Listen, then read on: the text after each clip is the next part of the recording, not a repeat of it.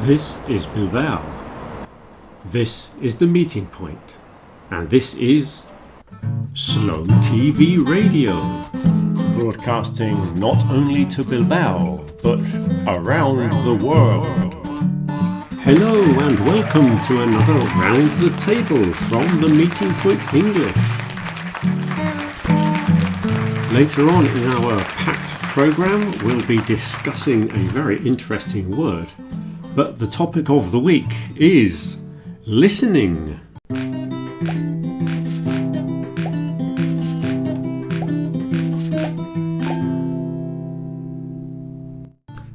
So let's talk about listening. I think we should begin with radio and podcasts because they kind of go together these days, don't they?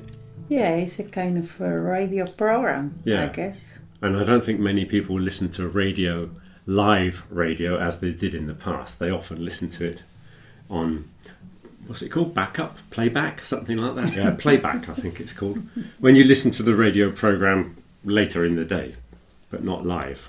Yeah. Anyway, it's the same kind of thing. Unless you are listening to the news, for example. Yes, okay, let's talk about listening to the news.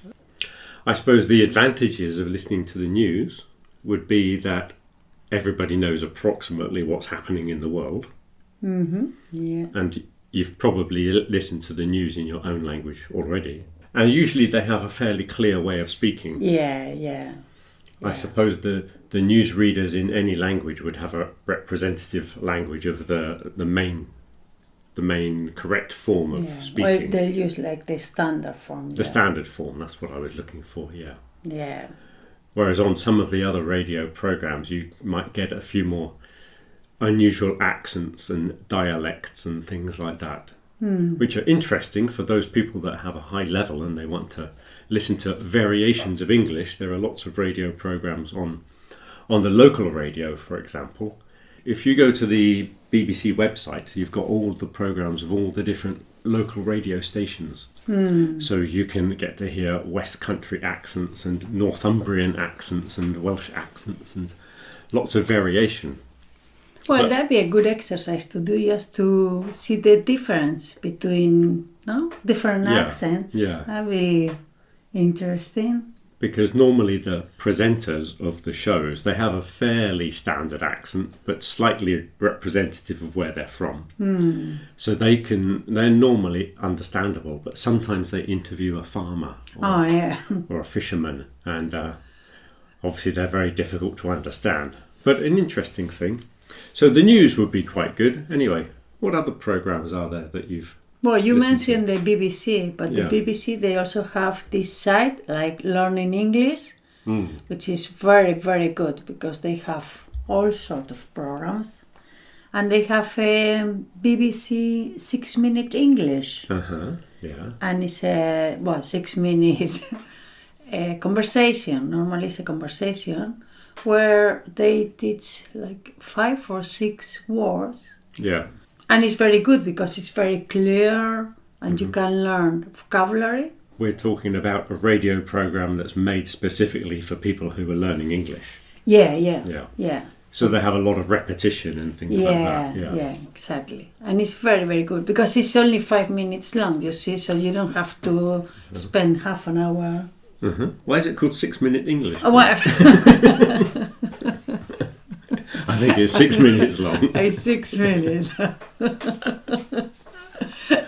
And also you can get the tape script, yeah? Yeah. So you can read it as well if you want to. Yeah. I think the best thing to do is to listen to it first, see what you can get, and then read the text.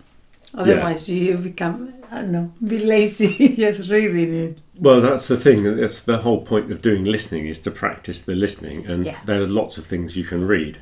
So you might as well get a book or something if you just want to read. Yeah. So the tape is there as backup, really, isn't it? If there's something you really don't understand. Or you can read it later. But the idea is to practice the listening. There's another programme I like called Witness, which is on the BBC, which I think goes out every day, and it's only 10 minutes long, and they have interviews with a person that has experienced an important event in history.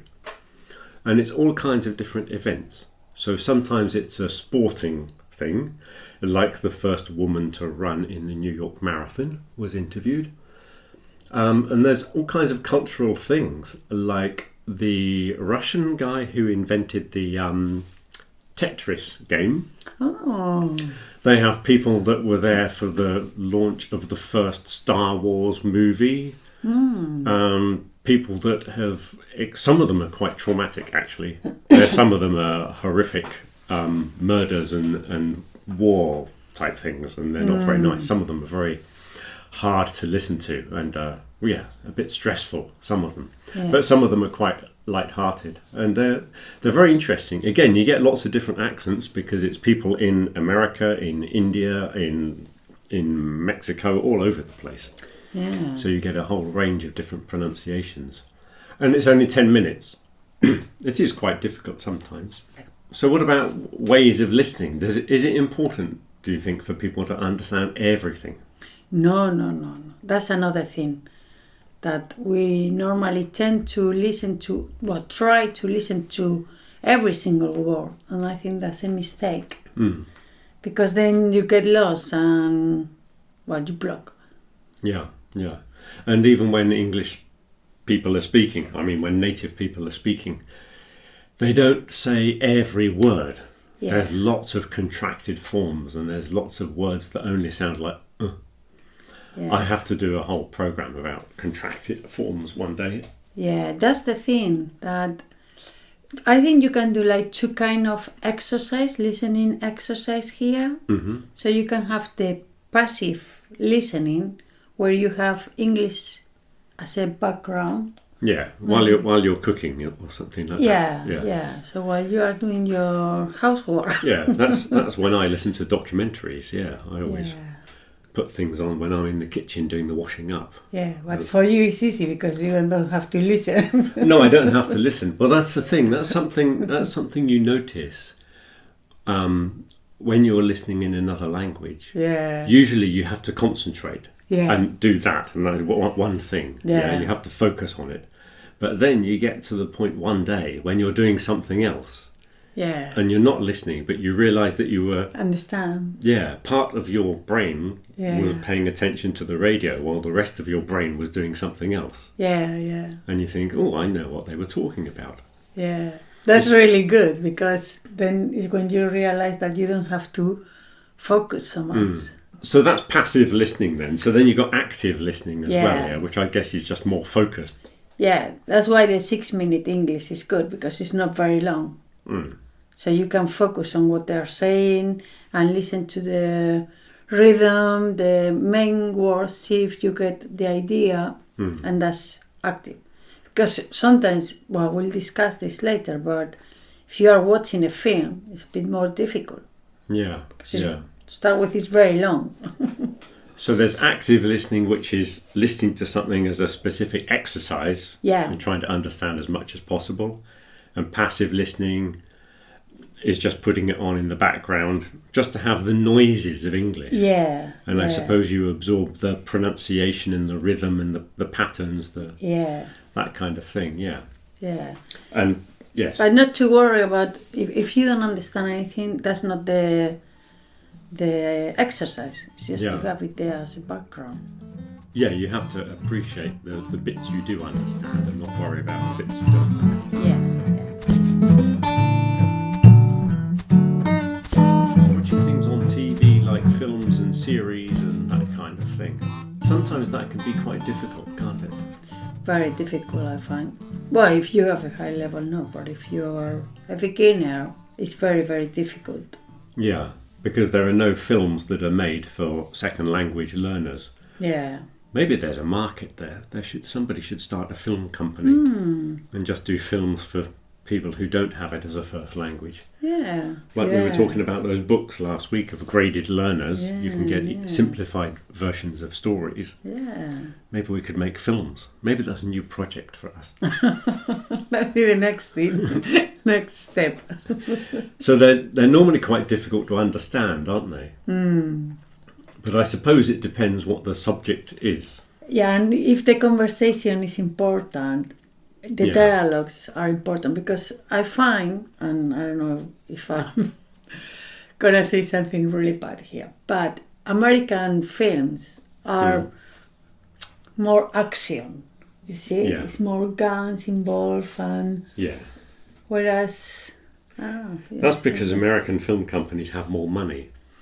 And all those explosions and crashing cars, that's quite expensive making those films. But in Europe, we don't have any money. So we have two people sitting on a sofa having a conversation. Yeah, I find the dialogue is more important. Yeah. And the story, like, so... Yeah, because it's cheaper to invest the money in a good script writer than it is to invest the money in the pyrotechnics and all the special effects. They're really expensive, but somebody sitting at a typewriter writing a good script, they come quite cheap. Okay, that's the reason then. Okay. But also I was thinking of not just the pronunciation and the different accents, but the type of people that are in the film.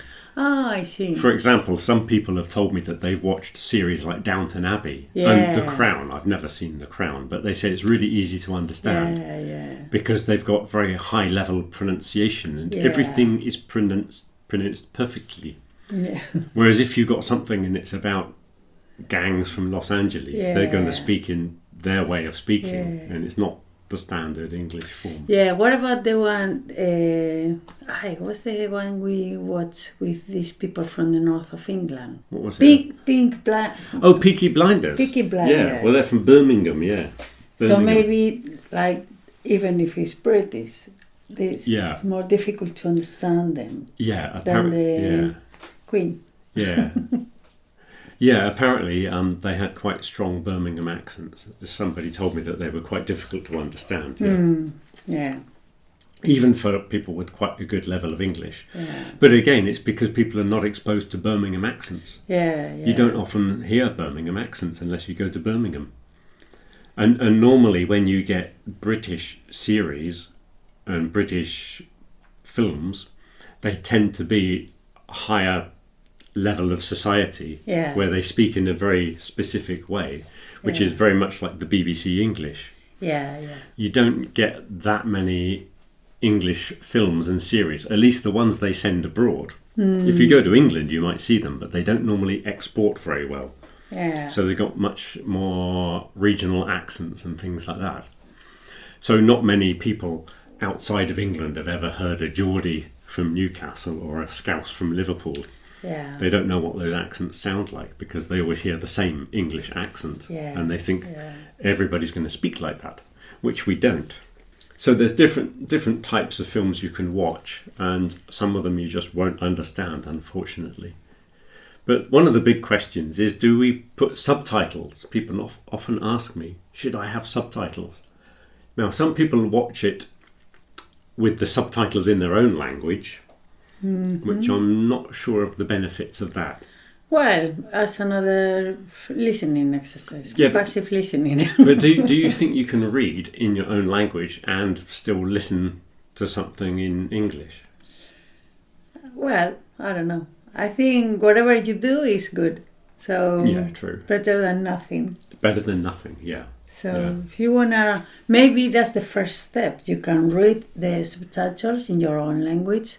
Then one day you realize that maybe you can start reading the subtitles in English. And then the next step is just not reading any subtitles at all. Well, the good thing of getting films like on, well, I was going to say DVDs, but they're not DVDs anymore. Watching things on the internet is you can watch them loads of times. You can just go back and you can rewind 10 minutes and watch a scene again. If there's something you don't understand. If you really want to do like active listening. Exactly. And really focus on trying to get as much as possible. And that's the key. You get like 5 minutes that you really like and listen to those 5 minutes. That's something children do, isn't it? They can watch the same film 20 times. Yeah, that's something we should have mentioned with the reading, really. If you think about children when they have bedtime stories, And the parents have to read the same book again, and children are happy to have the same story every night for a year. They don't care. So when we watch films and when we do listenings, we tend to think we're going to do it once and then we have to do something different. But children, they can watch the same film like 5 times a day.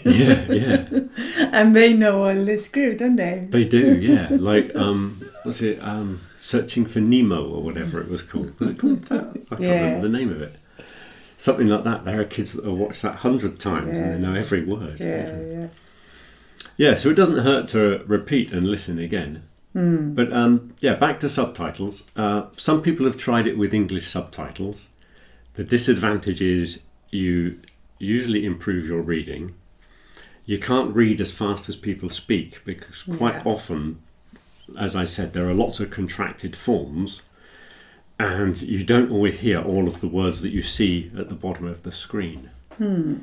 But I think if you do it with no subtitles, like you were saying about passive listening, you're watching a movie and usually you know more or less what's happening, unless it's a really complicated plot. But for most movies, you can watch it and you can see more or less what's happening because you've got the visual aids, haven't you? If you were watching Titanic, for example, like I think everyone knows what the story's about. I don't want to give a spoiler. It sinks. Spoiler alert. It sinks. But I think everyone knows more or less what the story's about. So you don't really need to know all the intricacies of the details of the conversation. But you can watch a film like that and not worry about reading subtitles. Just enjoy it for the film and absorb the pronunciation passively. Okay, so subtitles sometimes have advantages, sometimes not.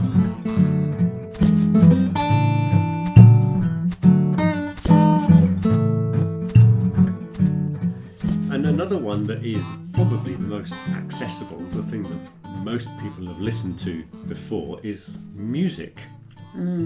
Listening to music with words in English. Do you think you can learn a language just by listening to music? I suppose you could learn a language with in all kinds of situations, but you might learn a specific style of the language. Well, you wouldn't learn any formal English from listening to music because it's usually quite informal, isn't it? Yeah. If you learned only from listening to records and then you went to England and you went into a shop and you went, ooh, ooh, ooh, be my baby, or something like that. If you went around calling everyone baby, it might be a bit disturbing in real life. We don't always use that language. But there's lots you can learn. Like it's usually quite an informal type of English because it's that kind of stuff, isn't it? It's sort of teenage language most of the time. Rhythm. The good thing is you get all those rhythms, because the way songs are written, at least in English, I don't think this really applies to all other languages, but because there's a very strict rhythm pattern in the way we structure our sentences, they're very rhythmically based. That is represented in the songs. So if you look at some of the Beatles songs, for example, Yesterday by Paul McCartney, he wrote that with the rhythm in mind. He knew that the lyrics had to go dun da da, but he didn't know that it was going to be called Yesterday. He had his provisional lyrics were ham and eggs, because ham and eggs sounds the same as yesterday. So he was going around singing a song about ham and eggs for a long time, thinking, well, this isn't going to work, I need some better words. So he had an idea of words, but he'd put them in, almost like the words were another musical instrument. And he knew it had to go da-da-da-da-da-da-da-da-da, like that. And then eventually he found sentences that fitted the pattern. So that it's like the words have a very strict rhythm pattern, and it's quite interesting to study some of the Beatles songs. We'll have to go through that sometime. So that rhythm in the language, because when we speak we don't go da da da da da da da da da da. We go dump a diddly dump a diddly dump a diddly do, and we make these patterns in the sentences, and they fit into the music. So learning about the rhythms of sentences would be good. And because it's not very formal, you get a lot of phrasal verbs and colloquial language. So quite often when I'm in class, people come in and say, I was listening to this song. What does this sentence mean? Yeah. And you say, I don't know. Well, I must admit that's usually the answer, yeah.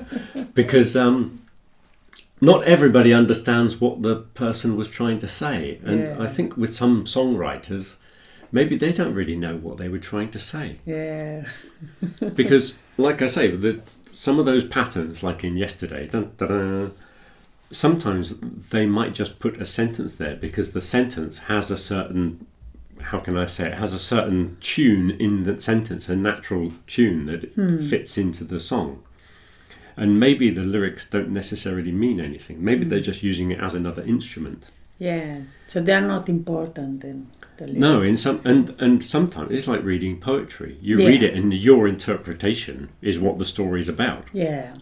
It might not be the same as the original person with what they were trying to say. Yeah, I see it a bit like poetry, but with music on, really. And even there were one of David Bowie's techniques was to cut up sentences from magazines and rearrange them on the floor. Yeah, and I think that's why if you listen to Life on Mars by David Bowie, it's complete nonsense. It's nothing about life on Mars.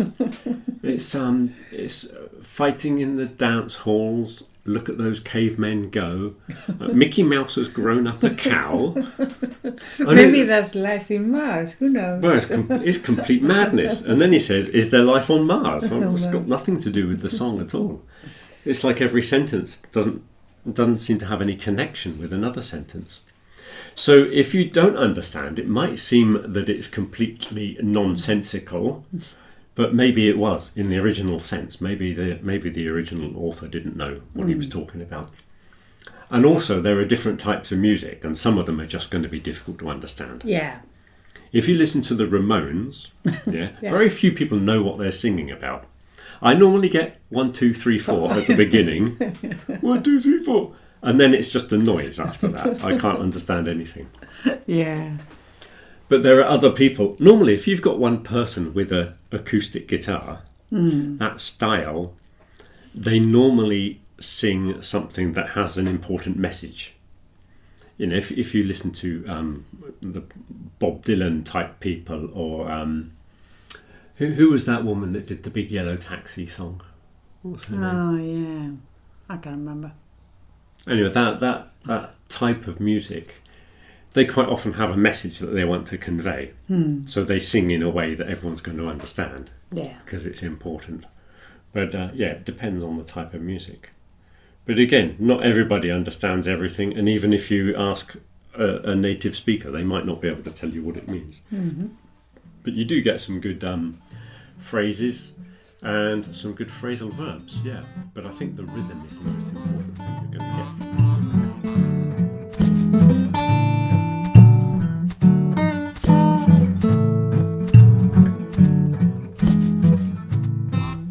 So I think it's time we looked at an interesting word.